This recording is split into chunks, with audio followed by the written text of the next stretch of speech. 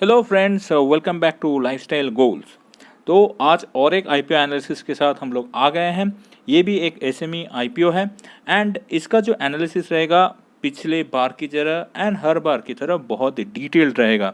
And आप अगर पूरा वीडियो ठीक से देखेंगे तो आपको इस कंपनी के बारे में एक अच्छा इंसाइट भी मिलेगा एंड वैल्यूएशन रेफरेंस भी। अगर आप इस चैनल पे नए हो एंड ये वीडियो आपको अच्छा लगा तो प्लीज़ सब्सक्राइब कीजिए, लाइक कीजिए एंड शेयर कीजिए अपने फ्रेंड्स के साथ। तो आज जिस कंपनी का आईपीओ एनालिसिस हम लोग करेंगे उसका नाम है विवियाना पावर टेक लिमिटेड और ये company power transmission distribution industrial EPC space project में काम करती है। कंपनी के आईपीओ के डिटेल्स थोड़ा देख लेते हैं। तो आईपीओ का सब्सक्रिप्शन डेट ओपन है 5 सितंबर से 8 सितंबर तक। प्राइस फिक्स किया हुआ है 55 रुपीज़ पर शेयर।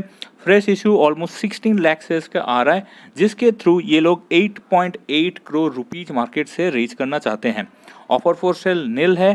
टोटल आईपीओ साइज इसलिए 8.80 करोड़ ही है। मिनिमम बिड लॉट है 2000 शेयर्स का। तो आप अगर बिड करते हो तो आपका 1,10,000 रुपये लॉक इन रहेगा। फेस वैल्यू है 10 रुपीज़ पर शेयर। रिटेल एलोकेशन है 50% एंड लिस्टिंग होगा एनएससी एसएमई एक्सचेंज पे।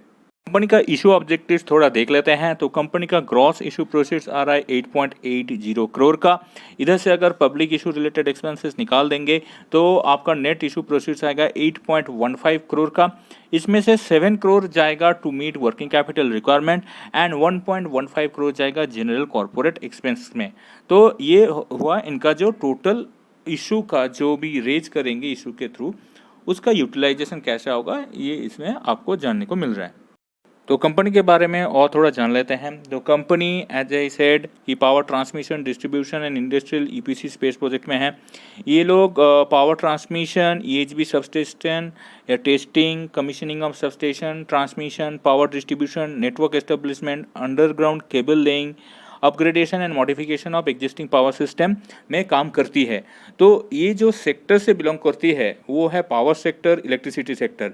एंड आप सभी को पता है पावर इलेक्ट्रिसिटी का डिमांड अगले कुछ सालों में क्या अगले दशकों में बहुत बढ़ने वाली है। और क्योंकि इसका डिमांड हमेशा ही ऑलमोस्ट हाई रहेगा तो इस टाइप के कंपनी जो लोग transmission and EPC project, substation, commissioning and testing करती है उनका डिमांड भी तब तक रहेगा। तो उस हिसाब से मुझे लगता है कि बहुत अच्छे तरीके से जो इंडस्ट्री प्लेसिंग है इनका है एंड जिस इंडस्ट्री से बिलोंग करते हैं उसका एक लॉन्ग टर्म ग्रोथ प्रॉस्पेक्ट अच्छा है। कंपनी का ब्रीफ फाइनेंशियल्स थोड़ा देख लेते हैं। तो इनका जो टोटल रेवेन्यू अगर आप देखोगे तो उसमें एक अच्छा खासा ग्रोथ दिखने को मिल रहा है एंड प्रॉफिट आफ्टर टैक्स भी अगर आप देखोगे तो अपार्ट फ्रॉम 2021 इनका जो प्रॉफिट आफ्टर टैक्स है वो ग्रो किया है एंड 2022 में बहुत बढ़िया परफॉर्मेंस दिया है। अर्निंग पर शेयर भी आप अगर देखोगे तो उसमें भी एक अच्छा बढ़ोतरी देखने को मिल रहा है। Net asset value latest financial year में है 15.43 और इनका जो ऑफर प्राइस है वो है ऑलमोस्ट 3.5x का मल्टीपल बन रहा है इनका जो लेटेस्ट नैव है। एंड इनका जो बोरोइंग नंबर्स है वो ओवर द ईयर्स थोड़ा बड़ा है बट रिसेंट फाइनेंशियल ईयर में इन्होंने थोड़ा पे अप किया है तो उस कारण से थोड़ा बोरोइंग के नंबर स्टेबल लग रहे हैं। कंपनी के ऊपर जो भी लिटिगेशंस चल रहे हैं उसका अगर समरी आप देखोगे तो टोटल लिटिगेशन अमाउंट बहुत ज़्यादा कुछ नहीं है, ओनली 17 to 18 लैक्स के आसपास है। बट इन्होंने जो कंटिंजेंट लायबिलिटी का चेस्ट बना के रखा है वो लेटेस्ट फाइनेंशियल ईयर में ऑलमोस्ट 4.17 करोड़ है जिसमें बैंक गारंटी ऑलमोस्ट 80% कंस्टिट्यूट करती है। कंपनी के जो मेन प्रोमोटर्स हैं वो है मिस्टर निकेश किशोर चंद चौकसी, मिस्टर रिची निकेश भाई चौकसी एंड मिसेस प्रियंका रिची चौकसी। तो इनका जो एवरेज प्राइस ऑफ एक्विजिशन था वो था ओनली 53 पैसे का।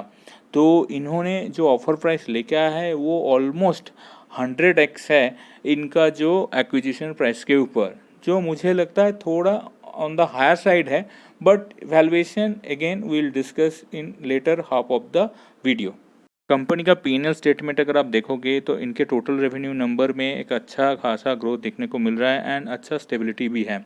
इनका एक्सपेंस शीट अगर आप देखोगे तो कॉस्ट ऑफ मटेरियल कंज्यूम एक मेजर कॉस्ट आइटम है। इनका ग्रॉस मार्जिन ऑलमोस्ट 55 to 60% का एवरेज है एंड लेटेस्ट फाइनेंशियल ईयर में ऑलमोस्ट 66% का ग्रॉस मार्जिन है। बट इनका एक चीज़ देखने को मिला कि इनका जो अदर एक्सपेंस है वो बहुत ज़्यादा बढ़ गया है last couple of years, and इस कारण से इनका जो एबिटा मार्जिन बन रहा है वो 12 से 13% के आसपास है।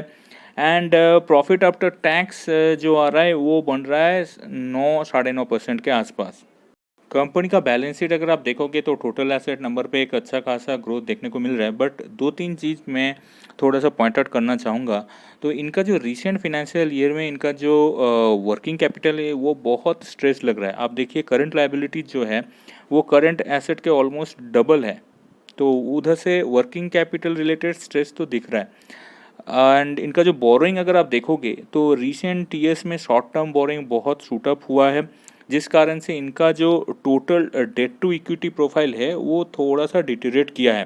डेट टू इक्विटी अगर आप देखोगे तो 2020 में 1.1x था, जिससे ये काफ़ी ज़्यादा बढ़ के ऑलमोस्ट 2x हो गया था 2021 में। फिर उन्होंने लॉन्ग टर्म बोरिंग जो था वो थोड़ा रिड्यूस किया है, मतलब कुछ पे ऑफ किया था, इस कारण से फिर से डेट टू इक्विटी इम्प्रूव होकर 1.1x के आसपास आ गया है। कैश फ्लो स्टेटमेंट थोड़ा देख लेते हैं। तो net cash from operating activities 2021 में नेगेटिव था, बट बाकी 2 साल में मतलब 2020 एंड 2022 में इन्होंने positive net cash from operating activities post किया है, which is a good thing. But again इनका जो वर्किंग कैपिटल सिनेरियो है वो ज़्यादा अच्छा नहीं लग रहा, क्योंकि रिसेंट ईयर में डिटोरेशन जो है वो अगर नेक्स्ट ईयर में कैरी फॉरवर्ड होता है तो इनका again net cash from operating activities negative में जा सकता है। कंपनी के वैल्यूएशन की अगर बात करें तो जो क्वालिटेटिव फैक्टर इनके वैल्यूएशन या ऑफर प्राइस डिटर्मिनेशन में काम आई है वो है, एक जो सेक्टर से ये बिलोंग करती है वो एवरग्रीन सेक्टर है, बहुत प्रॉमिसिंग सेक्टर है। एंड जिस टाइप के जो सर्विसेज ये प्रोवाइड करती है वो सर्विस मतलब customer side and the supply side दोनों के साइड में इनका जो मार्केट शेयर होल्डिंग है। कंपनी का वेटेड एवरेज ईपीएस बन के आ रहा है 4.54 एंड इनका जो ऑफर प्राइस है वो 55 है, तो ऑलमोस्ट 13x का ये लोग ऑफर मल्टीपल डिमांड कर रहे हैं। तो आप फिर से देख लीजिए, इनका जो P based on latest financial year है 8.3 and P based on weighted average EPS है 12.11, सो 12 to 13 के आसपास इनका जो वैल्यूएशन रेंज है। एंड रिटर्न ऑन नेटवर्थ इनका जो वेटेड एवरेज बन के आ रहा है वो है 37.15%, which is quite good. And net asset value post issue बन रहा है 25 के आसपास, मतलब इनका जो ऑफर प्राइस है वो ऑलमोस्ट 2x है अपना पोस्ट इशू नैप के। अब कंपनी का पीयर वैल्यूएशन थोड़ा देख लेते हैं। तो कंपनी के जो मेन पीयर्स हैं वो है KC international limited and Kalpataru power transmission limited, बहुत ही नामचीन कंपनी है। तो आप उसके साथ अगर इनका कंपैरिजन करोगे तो रिटर्न ऑन नेटवर्थ प्रोफाइल आप देखिए ऑलमोस्ट 4 टाइम्स है इनके जो पीयर्स हैं उनसे। नैब अगर देखोगे तो ऑब्वियसली छोटी कंपनी है, छोटा कैपिटल है, इक्विटी बेस है, इसीलिए नैब थोड़ा कम है। तो इनका जो पी अगर देखोगे अगेन सेक्टर जो एवरेज में चलती है उससे भी डिस्काउंट में है।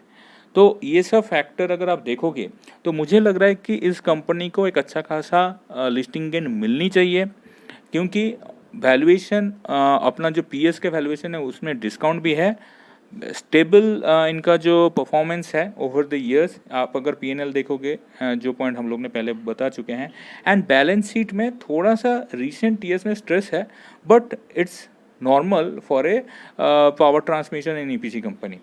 तो ओवरऑल मुझे लॉन्ग टर्म के लिए ये कंपनी अच्छी लग रही है। तो अगर आप रिस्क ले सकते हो छोटे कंपनी में इन्वेस्ट करने का तो इस कंपनी में आप इन्वेस्ट कर सकते हो। लिस्टिंग गेन के लिए जा रहे हो तो तभी भी आप इन्वेस्ट कर सकते हो। तो होपफुली आपको आज का ये एनालिसिस अच्छा लगा है। Thanks for watching, keep sharing with your friends and keep learning.